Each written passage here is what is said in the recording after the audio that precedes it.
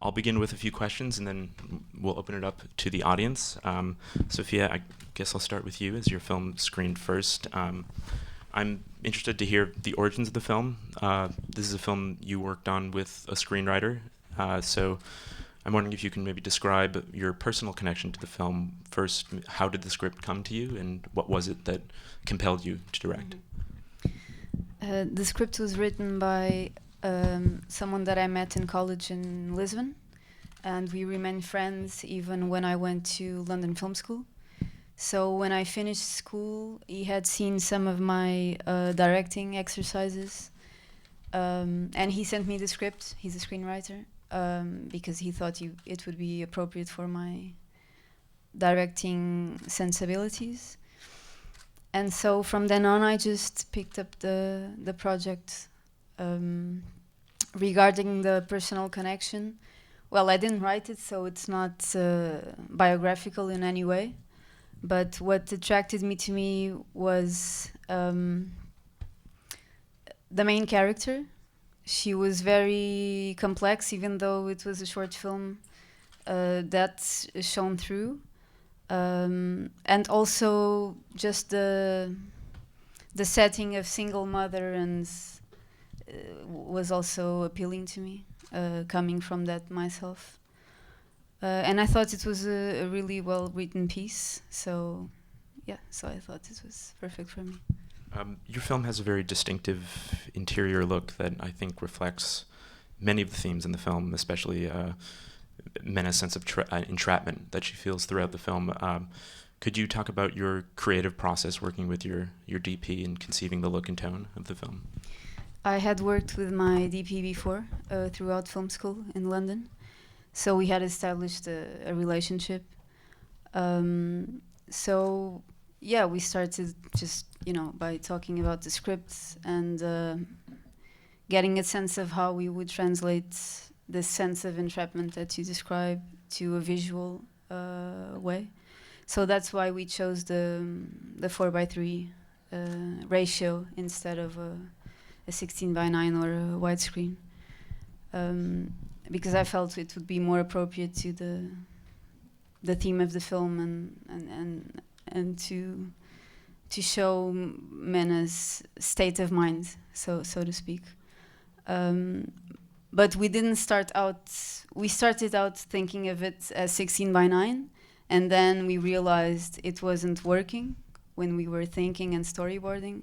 So it was a process in that sense, the ratio. Going back to the main character and Rita Martins as the actress, I think your approach to character really informs this tension throughout the film. Could you talk about casting Rita Martins in the role and working with her on the film? So Rita Martins is an actress in Portugal. She had done several feature films, and I really liked her work. So when I did the casting for Mena, I had some established actresses that I liked, that I admired, and so I called them in for casting, and Rita was one of them. And so it was great because even in that first reading, she was already in the right tone for the character. And working with her was very easy in that sense because I didn't have to direct her, to be honest. It was very instinctual of her part. So yes, it's hard to say any more of that. She's a great actress and very generous. She's really incredible in the film. Thank you. She'll be happy to hear. Yes. I think one element that connects your two films is this idea of emotional heritage, so to speak, this idea of one generation's trauma being translated onto another. With your film, I see this sort of being lensed through the city itself of Shangzhou, not only through the city itself, but the hierarchies at play between family members and also within the education system itself. Could you talk about your relationship to the city and what is it that inspires you to continually revisit it in your films? I mean, it's my hometown, so a lot of stories that I do in my films are in one way or the other relate to myself and my own experience growing up, or my own family and the friends around me. So in a way, I don't see there's any other reason not to film in my hometown, because that's where all those stories happen. So yeah, that's yeah. What instigated the story for She Runs? Um, it was. I mean, I had something similar happen to me when I was growing up. I was in the school marching band when I was in primary school, and in a way, when you were that young, when the school asks you to join something that you just don't know if you actually like it or not, but you just join it. And then at one point I wanted to quit the school marching band. But then it was huge problem, because the school thought they spend the resources and the time to train you, and you can't just quit it. So it was a huge thing, and it was super it was much difficult than what I had in my film, because if I do that, then it wouldn't seem realistic. But yeah, that's kind of the reason I wanted to tell the story. So.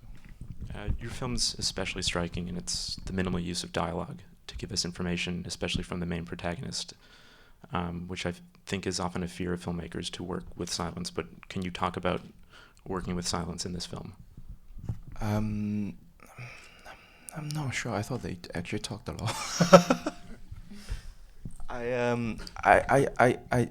mean, I don't know. I felt I don't really think about silence, but I think about the pause between how people talk, and to me, I think the tension actually grows when they don't talk, rather than. So that's what I would play around with, but yeah. Because the screening ended a bit late, I am eager to open it up to the audience if there are any questions right now. Yes, right here. Oh, we have a mic going around, so if you can hold on 1 second. I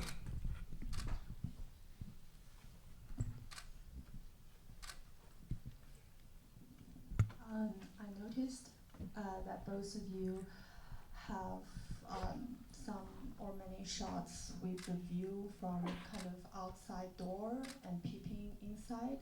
And can you talk more about these things?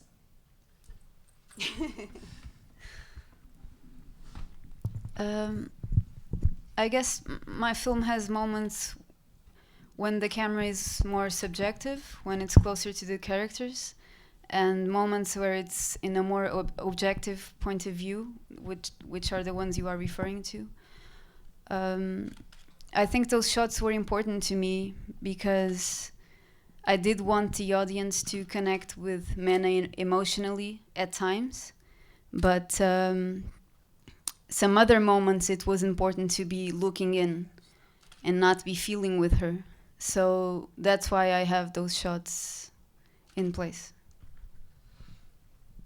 I mean, for me, because I use a lot of wide shots with my DOP, and also it's sort of an instinctual approach, because that would be designing the shots with my DOP, and she would say things like, I feel like there needs to be a foreground. So in a way,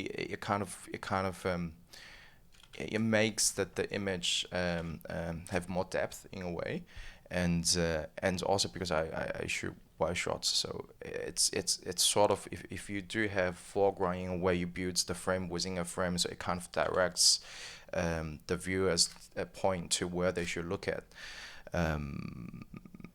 Yeah, but to me it's more instinctual. So in a way. Yes, way in the back.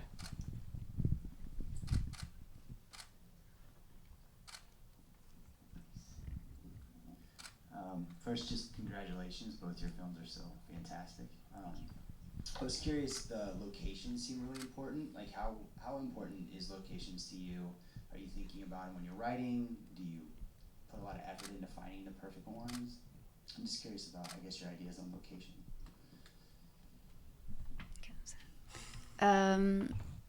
Well, in this case, I imagined what sort of places would fit the story first, and then I went looking for places that resembled what I had imagined, because sometimes it works the other way around. But so yes, it was scouting from to find places that resembled what I had imagined and what I had storyboarded, which is a bit of a difficult thing to do. But I think, yeah, the sense of place is extremely important, particularly to the main character, to characterize her inner place and where she is, her state of mind. So, yes, locations are crucial, I think. It's the same for me, but I don't. When I write the script, I don't try. I try not to visualize the setting or the location, because I felt I work with such low budget and low resources. I don't think I could recreate what I imagined. So I always, when I write script, I always write if like it's a setting a cinema, but I don't write any details. Then when in pre-production, I would just go with my DOP to just go through all the cinemas in my hometown. Then we would find the one that we felt like it was the right one. So it's in a way it's also the taste that we have. We felt this is the right one.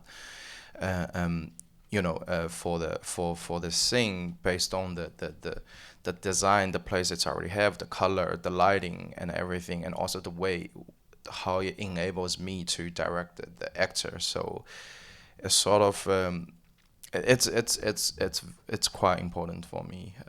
We would and also the way how I shoot. Me and my DOP, we don't use film lights. We use sort of minimum film lights. So in a way, we spent a lot of time in pre-production trying to search. Location scouting is probably the longest, the thing that we spend the most of time. So. Yep. Yeah, just a question for both of you. There's a mic right there. Thank you. Are you guys happy with the English translations as they appear on the film? I'll let you answer. Well, I wrote the script in English, so it's sort of the dialogue I wrote. But I'm not an English speaker, so I can't really tell if it's supposed to be the best. But yeah. Yeah, the same here. I'm not an English native speaker, but I should say that subtitling is a bit different from translating, because sometimes you have to reduce. There are some odd rules about how many characters should be, so it's a bit of a nightmare to do subtitling, I should say. Yep. Hi, first of all, I really want to appreciate you guys bringing your wonderful works here, and I just have one little question for both of you. Tonight, for lots of the shorts we watched, the endings, some of them are very ambiguous and some of them are very solid and brings it home for the whole story. I just want to ask you guys, what's your opinion on endings and where to end your film? And could you just talk a little bit of your endings of your films? If that's okay. Thanks. Well, my opinion on endings in general, I think it's a very broad question, so I don't know how to answer that. But regarding my film, I think it does bring the film some closure. So I don't think it's ambiguous in my case. But again, I don't think my interpretation is important regarding the ending. To me, I just felt it's sort of to me, I felt in the end she sort of gave up this kind of rebel and accepting what she other people told her to do is sort of what it is the majority case of what's happening, at least in China or in my culture. Not everybody could actually rebel. So in a way, you try, then you give up. So. Yep, you, and then we'll go to you.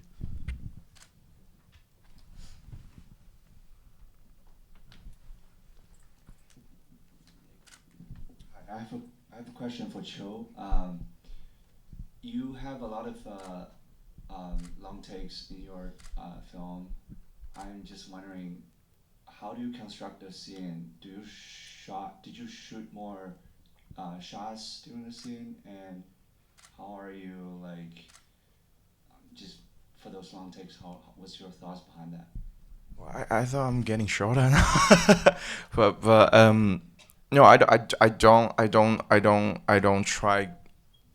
don't try to make a long takes in my film. So I do a lot of takes.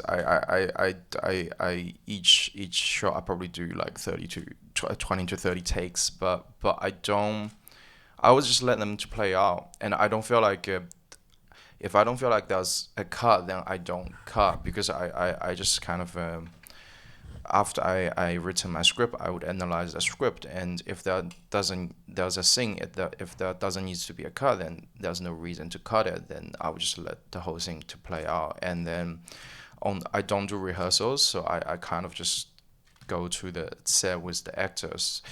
But I only do like 1 or 2 things a day, so I have a lot of shooting time with the same take. Then I do again and try to play out the kind of the pacing, the rhythm, that what it should be. But and to me, to do that on set, it is to me it felt truer than try to play that out in rehearsal. So I just don't do rehearsals. But did you shoot a variety of shots? Yes and no. Not like in terms of the framing and everything else, that's kind of planned in pre-production, but the performance, the dialogue and everything, there's always room to play around with the actor on the day.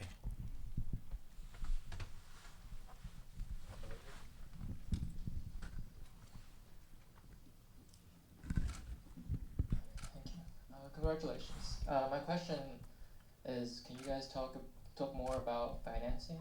Like, those short films, are they made with like a festival or competition in mind, or can you just Well, they are made. My film was made with funding from the Portuguese Film Institute.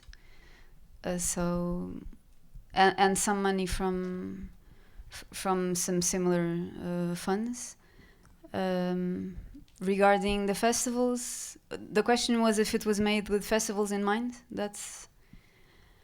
I mean, you always hope for the best, but you don't know. You just send it out, and then you wait. That's it. And in my case, it was my first film outside of film school, so I had no expectations. For my, I think it was part Chinese private investment, and also there's the part the French financing. So it's a Chinese and French co-production. So that's how the financing came, and with festival, I think it's impossible not to think about it, especially you are a short filmmaker. That the festival is so important to short filmmakers. But I think it really comes down to you need to be able to control it. When you're making the film, you shouldn't think about it. But once you're finished, of course, you try the best. You should, yeah. We're a bit short on time, but I'd maybe like to end with a question that goes to both of you about casting. Particularly your younger actors in the film, which working with children and young people pose a whole set of problems, especially in the short form. And I'm wondering what guided your casting process to find your 2 actors, and what it was like working with them during the film. I had worked with children before in some school exercises, so it wasn't completely new to me. Melissa, the 6-year-old in my film, she's a professional actor, and she's very impressive in her professionalism. So it was quite easy to work with her. considering she's 6. I only had around 4 takes per shot because I shot in 16 and the money didn't stretch more than that. So I was nervous about her scenes, but she delivered. She did it. So yeah. So the casting was very important. But I didn't see that many children because Portugal has a very small film industry. I mean, you can't even call it an industry. So there aren't many child actors around. So I auditioned around, I don't know, like 20 children. And I was lucky to find her. It's actually working with children is one of the reasons I made this film, but I felt, I guess that it turned out she's a little bit older now.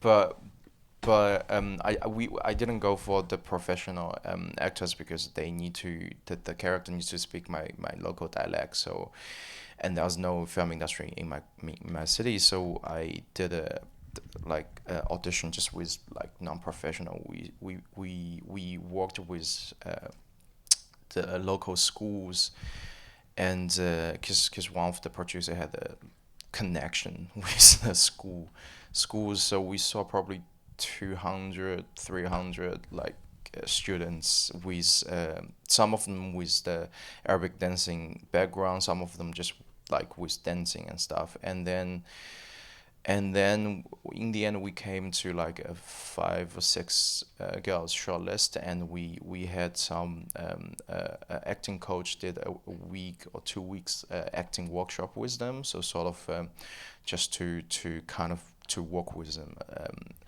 and then we did a second audition with just 5 of them, and then we chose her. So yeah, that's sort of the whole process, and yeah. I'm afraid we have to end it there because we have another screening starting here shortly, but thank you both for being here so much to present the film. Thank you. And thank you for coming here.